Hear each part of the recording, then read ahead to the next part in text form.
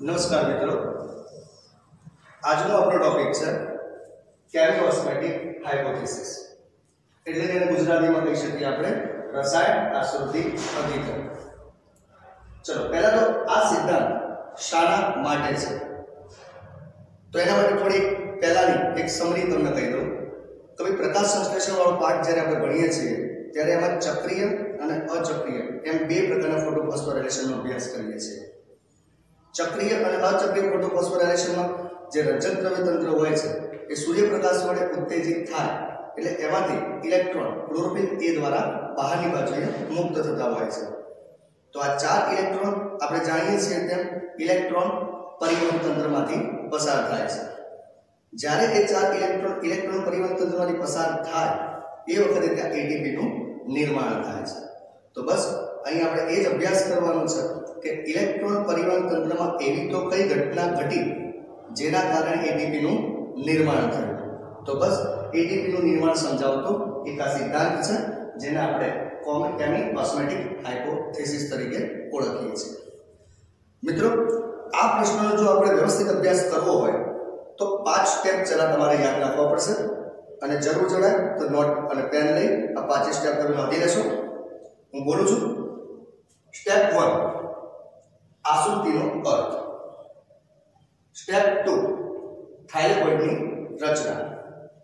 Step 3 ઢોળાંશનું નિર્માણ. Step 4 ઢોળાંશનું તૂટવું અને step 5 અને લાસ્ટ સ્ટેપ એટીપી નું સર્જન. તો મિત્રો, આ સ્ટેપ પ્રમાણે આ પ્રશ્નને સમજવાનો પ્રયત્ન કરીએ. તો સ્ટેપ 1 છે આશ્રુતિનો અર્થ. પ્રશ્ન એ થાય આપણે કઈ આશ્રુતિ શું કામની? તો તમે ટાઇટલ જુઓ જરા, રસાયણ આશ્રુતિ અધિકરણ. તો જરા આશ્રુતિનો અર્થ આપણે સમજી લઈએ કે આશ્રુતિનો મતલબ શું થાય. તો હંમેશા પૃથ્વી પરનો કોઈ પણ પદાર્થ હોય એક નિયમ જ છે, એક વણગોલાયેલો નિયમ છે કે જે વધારે જથ્થાથી હંમેશા ઓછા જથ્થા તરફ જ વહન કરે. આ વિશ્વનો કોઈ પણ પદાર્થ એ પોતે વધુ જથ્થાથી ઓછા જથ્થા તરફ સામાન્યપણે શક્તિ વાપર્યા વગર વહન કરતો હોય છે. તો બસ વધુ જથ્થાથી ઓછા જથ્થા તરફ એટલે કે કહી શકાય કે વધુ ઢોળાંશથી ઓછા ઢોળાંશ તરફ. તો જ્યારે પદાર્થ વધુ ઢોળાંશથી ઓછા ઢોળાંશ તરફ ગતિ કરે છે તો એ પ્રક્રિયાને આપણે આશ્રુતિ તરીકે ઓળખીએ છીએ. તો અહીં વધુ જથ્થાથી ઓછા જથ્થા તરફ કોનો ઢોળાંશ મીન્સ વધુ જથ્થાથી ઓછા જથ્થા તરફ કોનું વહન કરવાનું છે. તો એ ગમે તેનું હોઈ શકે, જેમ કે પાણીનું પણ હોઈ શકે, જેમ કે કોઈ ધન આયનનું પણ હોઈ શકે, ઋણ આયનનું પણ હોઈ શકે, જેમ કે ઇલેક્ટ્રોન. તો અહીં આગળ આપણે કોનું વહન કરવાનું છે? તો અહીં આગળ આપણે વધુ જથ્થાથી ઓછા જથ્થા તરફ આપણે 2H+ એટલે કે પ્રોટોનનું વહન કરવાનું છે. તો પ્રોટોનનું વહન હંમેશા વધુ જથ્થાથી જ્યારે ઓછા જથ્થા તરફ થાય છે તો તેને પ્રોટોનના સંદર્ભમાં આપણે આશ્રુતિ એમ કહી શકીએ. એટલા માટે અહીંયા પહેલો અર્થ મેં તમને આશ્રુતિનો સમજાયો. તો મિત્રો, આને હું એક જ વાક્યમાં કહીશ તો ભાઈ આશ્રુતિ અહીં 2H+ ના સંદર્ભમાં લેવાની છે, યાદ રાખજો. પ્રોટોનના સંદર્ભમાં લેવાની છે, એ પણ યાદ રાખજો. હવે બીજું સ્ટેપ છે થાઇલેકોઇડની રચના. તો થાઇલેકોઇડ વિશે આપણે બધા જાણીએ છીએ કે વનસ્પતિનું પ્રકાશ સંશ્લેષણ કરતું અંગ જે પર્ણ છે, જેમાં હરિતકણ આવેલું હોય છે અને એ હરિતકણની અંદર ગ્રેના અને ગ્રેનમની રચના કરતું એક ચપટી સિક્કાની બનેલી કોથળી જેવી રચના હોય છે જેને આપણે થાઇલેકોઇડ કહીએ છીએ. હું જરા આકૃતિ દ્વારા એ થાઇલેકોઇડ હું તમને સમજાવું છું.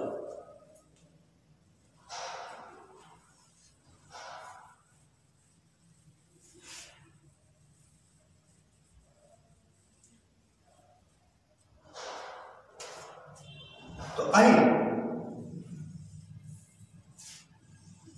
આ જે રચના હું દોરી રહ્યો છું એ થાઇલેકોઇડની રચના છે. આ જે ડબલ લેયર સ્ટ્રક્ચર મેં દોરેલું છે એ થાઇલેકોઇડનું આવરણ છે. એ આવરણ અલગ કરી શકીએ એ માટે આપણે એને કોઈ પણ શેડ આપી શકીએ છીએ, જેમ કે અમે ડોટ કરીને શેડ આપ્યો.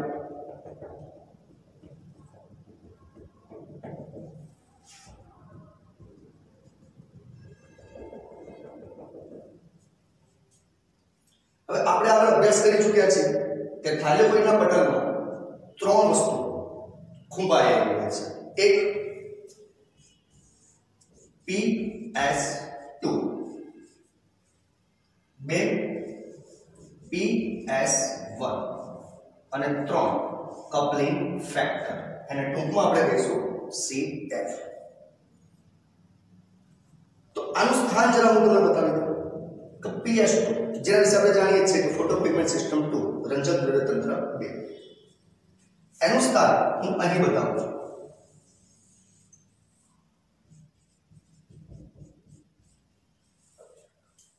PS1 જેનું સ્થાન હું અહીં બતાવું છું અને કપલિંગ ફેક્ટર જેનું સ્થાન પણ હું પટલમાં જ બતાવું છું, જે અહીં બતાવું છું. આને શા માટે કપલિંગ ફેક્ટર કહેવાય છે, આ જ પ્રશ્નમાં આગળ એની આપણે રજૂઆત કરીશું. તો મિત્રો અહીંથી પ્રશ્નમાં આપણે આગળ વધારીએ. તો યાદ કરો મિત્રો, ત્રીજું સ્ટેપ મેં શું કીધું હતું? પહેલું સ્ટેપ હતું આશ્રુતિ વિશે સમજણ, જે મેં તમને સમજાવી દીધી. બીજું સ્ટેપ હતું થાઇલેકોઇડ અંગેની માહિતી, એ પણ મેં તમને સમજાવી દીધી. તો જરા આ થાઇલેકોઇડમાં તમે નજર કરો કે થાઇલેકોઇડની અંદર એક પોલાણ દેખાય છે. તે પોલાણને શું કહેવાશે? તો જરા નામ એનું યાદ રાખજો. એ પોલાણને કહેવાશે લ્યુમેન. અને એ જ રીતે થાઇલેકોઇડની બહારની બાજુએ જે છે એને શું કહેવાશે? તો એને કહેવાશે સ્ટ્રોમા. કેટલાક મિત્રો ભૂલ કરે છે કે સ્ટ્રોમા એટલે આ જ જગ્યા. ના, થાઇલેકોઇડની ચારે બાજુની જગ્યાને આપણે સ્ટ્રોમા કહી શકીએ. જેમ કે આ પણ સ્ટ્રોમા છે, અહીં પણ સ્ટ્રોમા છે, નીચે પણ સ્ટ્રોમા છે અને અહીંયા આગળ પણ સ્ટ્રોમા છે. તો બસ હવે આપણે અહીંયા કરવાનું છે શું? તો આપણી પાસે બે જગ્યા છે. એક છે થાઇલેકોઇડનું અંદરનું પોલાણ, જેને કહેવાય લ્યુમેન, અને બીજી જગ્યા છે થાઇલેકોઇડના પટલની બહારની બાજુનો વિસ્તાર, જેને કહેવાય સ્ટ્રોમા. તો સ્ટ્રોમા અને લ્યુમેન એની વચ્ચે આશ્રુતિની પ્રક્રિયા કરવાની છે. તમે પહેલા જ કીધું કે આશ્રુતિની પ્રક્રિયા ક્યારે થાય? તો બે સ્થાન વચ્ચે ઢોળાંશ હોય ત્યારે. તો હવે આપણું ત્રીજું સ્ટેપ ચાલુ થશે. શું ઢોળાંશ છે? નથી. તો ઢોળાંશનું પહેલા નિર્માણ કરો. તો ચલો અહીંયા ઢોળાંશનું નિર્માણ આપણે કરવાનું છે. અને શરૂઆત મેં કહી દીધું કે અહીંયા ઢોળાંશ કોનો બનાવવાનો છે? તો 2H+ નો બનાવવાનો છે, જેને આપણે પ્રોટોન કહીએ. તો ચલો હવે આપણે ઢોળાંશ બનાવી જાણીએ. ઢોળાંશ કેટલી રીતે બની શકે? તો ઢોળાંશ પણ ત્રણ રીતે બનશે.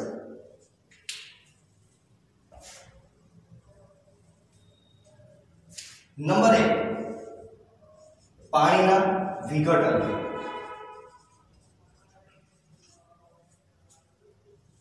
નંબર 2,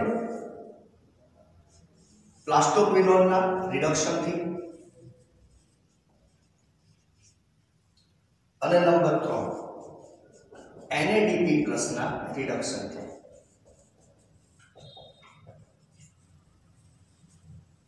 તો અહીં ફરીથી હું બોલું છું, સ્ટ્રોમા અને લ્યુમેન બેની વચ્ચે આપણે પ્રોટોનનો ઢોળાંશ બનાવવાનો છે. એ ઢોળાંશ ત્રણ રીતે બનશે. પહેલું, પાણીના વિઘટનથી. જરા યાદ કરો અચક્રીય ફોટોફોસ્ફોરાઇલેશન, જેમાં આપણને ખબર છે કે ફોટોપિગમેન્ટ સિસ્ટમ 2 એની પાસે પાણીનું વિઘટન કરતા કેટલાક ઉત્સેચકો હતા, જેની મદદથી પાણીનું વિઘટન થતું હતું. તો એ અહીં હું સમીકરણ સ્વરૂપે દર્શાવું છું. આ પાણીના બે અણુઓ મેં લીધેલા છે, જેનું વિઘટન થાય છે. એટલે 2H+ + OH- એમ બે નિપજો બને છે. OH- એ ફરીથી એના પર બે અણુ બનશે. એ રિસાયકલ કરી અને પાણીના એક અણુનું ફરીથી નિર્માણ કરી દે છે. જરૂર આપણે પાણીના અણુની નથી, જરૂર છે 2H+. તો તમે જોઈ શકો છો, મેં પહેલા જ કીધું હતું કે લ્યુમેનની અંદર ઢોળાંશ કઈ રીતે બનશે? ત્રણ રીતે. તમારી પહેલી રીત પાણીના વિઘટનથી. તમે જોઈ શકો છો અહીં પાણીના વિઘટનથી 2H+ લ્યુમેનમાં ઉમેરાય. બરાબર? તો લ્યુમેનમાં 2H+ ઉમેરાય. ઓકે, યાદ રાખજો. પહેલી રીતે 2H+ એ લ્યુમેનમાં ઉમેરાય. હજુ કેટલી રીત બાકી રહી 2H+ ઉમેરવાની? બે. બીજી રીત કઈ છે? પ્લાસ્ટોક્વિનોલના રિડક્શન. તો જરા મિત્રો યાદ કરો ફરીથી અચક્રીય ફોટોફોસ્ફોરાઇલેશન કે જ્યારે આ ફોટોકેમિકલ સિસ્ટમ 2 ઉપર સૂર્યપ્રકાશ પડ્યો હશે, પાણીનું વિઘટન થયું હશે, એ વખતે અહીંથી બે ઇલેક્ટ્રોન પણ મુક્ત થયા હશે, જેને પ્રાથમિક વિજાણુ ગ્રાહક સ્વીકારવામાં આવે છે. અને ત્યારબાદ એ બંને ઇલેક્ટ્રોન એ પ્લાસ્ટોક્વિનોન દ્વારા સ્વીકારવામાં આવે છે, જેને આપણે PQ તરીકે ઓળખીએ છીએ. તો વિચારો તમે પ્લાસ્ટોક્વિનોને બે ઇલેક્ટ્રોન તો સ્વીકારી લીધા, તો કદી કોઈ પણ ઘટક એકલા ઇલેક્ટ્રોન સ્વીકારશે નહીં? તો કે ના, ઇલેક્ટ્રોન જેટલા છે એટલા એના ચાર્જ પ્લસ ચાર્જ પણ હોવા જોઈએ. તો પ્લસ ચાર્જ તરીકે કોણ સ્વીકારશે? પ્રોટોન. એ પ્રોટોન ક્યાંથી મેળવશે? સ્ટ્રોમામાંથી. તો સ્ટ્રોમામાં ઘણા બધા પ્રોટોન્સ છે, એ પૈકી બે પ્રોટોન્સ પ્લાસ્ટોક્વિનોન દ્વારા મેળવી લેવામાં આવશે. એટલે હવે પ્લાસ્ટોક્વિનોન એ સામાન્ય પ્લાસ્ટોક્વિનોન નથી, એ હવે રિડ્યુસ પ્લાસ્ટોક્વિનોન PQH2 બની ચૂક્યું છે. પરંતુ મિત્રો અસ્થાયી પદ છે, કાયમી તે રિડ્યુસ પ્લાસ્ટોક્વિનોન નહીં રહે.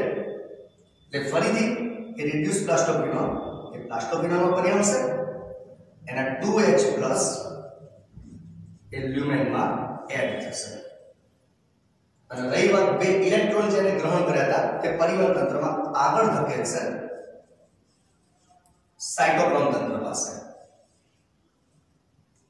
જરા આપણે બે ઇલેક્ટ્રોનની ગતિ આગળ દર્શાવી દઈએ. સાયટોક્રોમ પાસેથી જાય છે બંને ઇલેક્ટ્રોન, એટલે પ્લાસ્ટોસાયનિક પાસે જાય છે, પ્લાસ્ટોસાયનિક પાસેથી PS1 માં જાય છે, જે આપણે અચક્રીય ફોટોફોસ્ફોરાઇલેશનમાં ભણી ચૂક્યા છીએ. પાછા આપણે આવીએ 2H+ ઉપર. ચલો મને જણાવો કે આ 2H+ જે લ્યુમેનમાં એડ થયું એ ખરેખર કયા 2H+ છે? લ્યુમેનના પોતાના છે? ના, એ 2H+ કયા છે? સ્ટ્રોમાના છે. એટલે કે સ્ટ્રોમામાં જે 2H+ હતા એ પ્લાસ્ટોક્વિનોને સ્વીકાર્યા, પ્લાસ્ટોક્વિનોન રિડ્યુસ થઈ ગયો, રિડ્યુસ થયા પછી મૂળ પરિસ્થિતિમાં પાછો આવ્યો અને 2H+ ને પાછા લ્યુમેનમાં ઠાલવી દીધા. એટલે આપણે એક જ વાક્યમાં કહી શકીએ કે સ્ટ્રોમાનો 2H+ લ્યુમેનમાં એડ થયો. તો બે રીત પૂરી કરી આપણે. પહેલી રીત પાણીના વિઘટનથી 2H+ નું પ્રમાણ લ્યુમેનમાં વધ્યું, અને બીજી રીત પ્લાસ્ટોક્વિનોનના રિડક્શનથી પણ લ્યુમેનમાં 2H+ નું પ્રમાણ વધ્યું. ઓકે, અને લાસ્ટ એન્ડ ફાઇનલ રીત NADP નું રિડક્શન. ચલો વિદ્યાર્થીઓ, ફરીથી અચક્રીય ફોટોફોસ્ફોરાઇલેશન. જો તમે આ પ્રશ્ન માટે અચક્રીય ફોટોફોસ્ફોરાઇલેશન અગત્યનું છે, એ તમને ખબર હોવી જોઈએ. જો અચક્રીય ફોટોફોસ્ફોરાઇલેશન ખબર નહીં હોય તો આ પ્રશ્નમાં ખબર નહીં પડે. એટલે આ પ્રશ્નનો જે વિડિયો હાલ ચાલી રહ્યો છે જોતા પહેલા તમે એક વખતે અચક્રીય ફોટોફોસ્ફોરાઇલેશન વાંચી લેજો કે જેથી આમાં વધારે ખબર પડે. તો આપણને ખ્યાલ છે કે ચલો ઇલેક્ટ્રોન તો પરિવહન તંત્રમાંથી પસાર થતો તો PS1 માં પહોંચે, પણ સનલાઇટ એકલા PS2 ઉપર જ પડે છે એવું નથી, PS1 ઉપર પણ પડી હોય. તો અહીં પણ એના બે ઇલેક્ટ્રોન મુક્ત થઈ અને બીજાણુ ગ્રાહક પાસે સ્વીકારાયા હોય, અને ત્યારબાદ આ બંને ઇલેક્ટ્રોન NADP+ અને સ્ટ્રોમામાં રહેલો 2H+ ત્રણ વચ્ચે પ્રક્રિયા થશે, અને પ્રક્રિયા થઈ NADPH+H+ એટલે કે રિડ્યુસ્ડ NADP નું નિર્માણ થશે. અહીં થોડું તમારા મગજમાં કન્ફ્યુઝન થશે કે સર અહીં લ્યુમેનની અંદર ક્યાં 2H+ એડ થયો? હા, બે રીતમાંથી પાણીના વિઘટનમાં 2H+ લ્યુમેનમાં એડ થયો, પ્લાસ્ટોક્વિનોન રિડક્શનથી એડ થયો. અહીં NADP ના રિડક્શનથી ક્યાં એડ થયો? જોડાંશ બનાવવા માટે એવું જરૂરી નથી કે અંદર જ પ્રમાણ વધારો તમે, બહાર ઘટાડો તો પણ અંદર વધ્યું જ કહેવાશે. સમજાય છે ને હું શું કહેવા માંગુ છું? તો અહીં શું થયું? 12 2H+ જે મુક્ત હતા એનું પ્રમાણ ઘટ્યું, એની સરખામણીમાં અંદર શું થયું કહેવાય? વધારો જ કહેવાય. તો તમે આ પૂરી વાત સમજી ગયા છો કે આપણો ત્રીજો ટાર્ગેટ હતો જોડાંશ બનાવવાનો, 2H+ નો જોડાંશ બનાવવાનો, જેને આપણે પ્રોટોન તરીકે ઓળખીએ છીએ. અહીં પ્રોટોનનો જોડાંશ કમ્પ્લીટ બની ગયો છે. બોલો ક્યાં બન્યો છે? સ્ટ્રોમામાં બન્યો છે, લ્યુમેનમાં બન્યો છે? લ્યુમેનમાં બન્યો છે. તો હાલની પરિસ્થિતિ પ્રમાણે લ્યુમેનમાં 2H+ નું પ્રમાણ વધારે છે. જરા એકવાર હું ફરીથી કહી દઉં છું. પાણીના વિઘટનથી લ્યુમેનમાં 2H+ એડ થયો, પ્લાસ્ટોક્વિનોનના રિડક્શનથી પણ સ્ટ્રોમાનો 2H+ લ્યુમેનમાં એડ થયો, અને NADP+ ના રિડક્શનથી પણ સ્ટ્રોમાનો 2h પ્લસ ઘટ્યો એટલે કે પરોક્ષ રીતે લ્યુમેનનો 2h પ્લસ વધ્યો. ઓકે, અહીંયા ઢોળાવનું નિર્માણ પૂરું થયું. બસ નિયમ શું છે? વધુ ઢોળાવથી ઓછા ઢોળાવ તરફ લઈ જવાનું છે. તો હાલ બોલો હવે કે ઢોળાવ ક્યાં વધુ છે ક્યાં ઓછો છે? તો તમે કહેશો લ્યુમેનમાં સાહેબ પ્રોટોનનો ઢોળાવ વધારે છે, સ્ટ્રોમામાં ઓછો છે. તો અહીં હવે આ 2h પ્લસ ક્યાંથી ક્યાં જઈ શકે? તો લ્યુમેનમાંથી સ્ટ્રોમા તરફ. ચલો, લ્યુમેનમાંથી સ્ટ્રોમા તરફ જવો તેના પટલને ઓળંગવું પડે, જે થાઇલેરોઇડનું પટલ છે. યાદ રાખજો 2h પ્લસ ત્યાં પટલને ઓળંગી શકતા નથી, તો એને કોઈકની મદદ લેવી પડશે. અને કોઈક એટલે કોણ? તો જેને આપણે પહેલા જ કીધું કપલિંગ ફેક્ટર, CF પાર્ટિકલ્સ, એની મદદ લેવી પડશે. જરા સમજણ મેળવી લઈએ કપલિંગ ફેક્ટરની. કપલિંગ ફેક્ટર એને એટલા માટે કહેવામાં આવે છે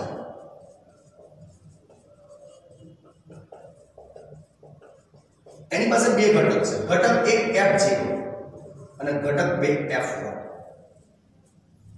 આ છે F0 જે પટલમાં ખૂબીક છે, અને આ છે F1 જે સ્ટ્રોમામાં છે. આ બે ઘટકો વિશે ભેગું આપણે કપલિંગ ફેક્ટર બોલીએ છીએ. અને આ F1 અગત્યનો છે, જેની પાસે એક ઉત્સેચક છે જેનું નામ છે ATPase. ઓકે, તો બસ અહીં 2h પ્લસ નું પ્રમાણ લ્યુમેનમાં વધી ગયેલું છે. ઢોળાંશ અહીં વધુ છે, એ હું લખી દઉં છું કે વધુ છે. અહીં ઢોળાંશ ઓછો છે. તો આકૃતિ શું દર્શાવે છે? વધુ ઢોળાંશથી ઓછા ઢોળાંશ તરફ ગતિ. તો આ 2h પ્લસ F0 માંથી F1 માંથી સ્ટ્રોમા તરફ ગતિ કરશે. તો તેના કારણે થશે શું?